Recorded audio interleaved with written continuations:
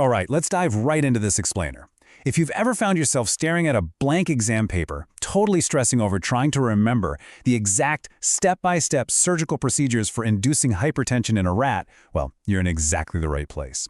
Today, we're taking a deep dive into the models for screening antihypertensive drugs. And more importantly, we're going to learn a foolproof system to structure all that complex knowledge perfectly in your head. Here's what we're covering today. First, the SMART PACE framework. Second, hypertension animal models basics. Then we'll hit renovascular, neurogenic, and genetic screening models. Finally, we'll wrap up with exactly how to use this to score high on your exams. Section 1. The SMART PACE framework. Okay, so here is your absolute bulletproof template for answering literally any drug screening question. We call it the SMART PACE framework.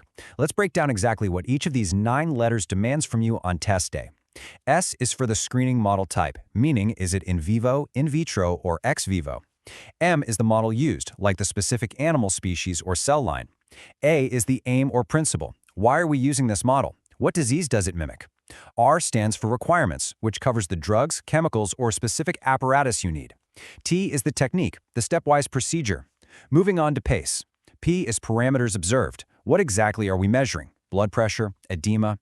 A is advantages, or the merits of the model. C represents constraints or limitations. And finally, E is evaluation, which is how we actually interpret the efficacy compared to a standard drug. Memorize this exact sequence and you'll never miss a single detail again. Section 2, Hypertension Animal Models Basics. Hypertension is a really complex, multifactorial trait. So what actually makes a good experimental model? Well, an ideal animal model needs to be feasible in small animals, simple to reproduce, and highly predictive of how a drug will actually work in us, humans. It also needs to consume minimal quantities of whatever test compound we're using. Because of these specific criteria, while larger animals like dogs and monkeys were used in the past, the rat is currently the absolute preferred animal of choice. Particularly, we use the spontaneous hypertensive rat, or SHR, because it's bred to naturally develop high blood pressure without us needing to do any surgery or chemical interventions. Now, we're not just making animals hypertensive for the fun of it, right? Every single lab model maps directly to a real human clinical condition. For instance, spontaneous hypertension in animals models human essential hypertension. Constricting an animal's renal artery perfectly models human renal artery stenosis hypertension. Overdosing an animal with glucocorticoids, that directly mimics Cushing's syndrome. Understanding these direct clinical correlations is exactly what examiners are hunting for under the AIM section of your SMART PACE framework. Section 3. Renovascular screening models. Let's apply our cheat code to our first major model, knocking out the first 4 letters. For screening and model, we're dealing with in vivo tests, generally using rats, rabbits, or sometimes dogs. Our aim here is to mimic renal hypertension driven by a hyperactive renin-angiotensin-aldosterone system, or RAS, which is basically the body's intricate hormone system for regulating blood pressure. For requirements, precision is absolutely key. You need an anesthetic, specifically hexabarbital sodium at 40 milligrams per kilogram, and a crucial surgical tool, either a U-shaped silver ribbon clip with exactly a 0.2 millimeter internal diameter or a 4-0 silk suture. Now for T, the technique. This is the famous Goldblatt 2-kidney, 1-clip method. It's essentially a straightforward 3-step surgical process. First, anesthetize the rat. Second, surgically expose the left renal artery close to the aorta and carefully apply that 0.2 millimeter silver clip. The constriction actually has to be more than 50% to work properly. Third, and this is vital, leave the right kidney and its artery completely untouched. That's why it's called the 2-kidney, 1-clip or 2K1C method. This partial constriction literally tricks the clamped kidney into thinking the overall blood pressure is dangerously low, which then triggers a massive release of renin. So what's the physiological fallout from that technique? That brings us to parameters and evaluation. For parameters, we're looking for increased plasma renin activity, which leads directly to a spike in circulating angiotensin II, a super potent vasoconstrictor. But how do we evaluate if the model was actually a success? According to the source material, the animal is officially considered hypertensive if its systolic blood pressure remains greater than 160 millimeters of mercury for 2 consecutive days, and this evaluation happens exactly 4 weeks after the initial surgical ligation. Those are the strict exact numbers the examiner wants to see. To wrap up this specific model, we contrast the advantages against the constraints. It's a bit of a trade-off. The huge advantage is that this model is incredibly predictive of human renal artery stenosis. The major constraint, however, is the extreme surgical difficulty. Think about it. If you ligate the artery too loosely, no hypertension develops at all. But if you occlude it completely, the kidney dies. It requires some very intense surgical precision. Section 4. Neurogenic Screening Models.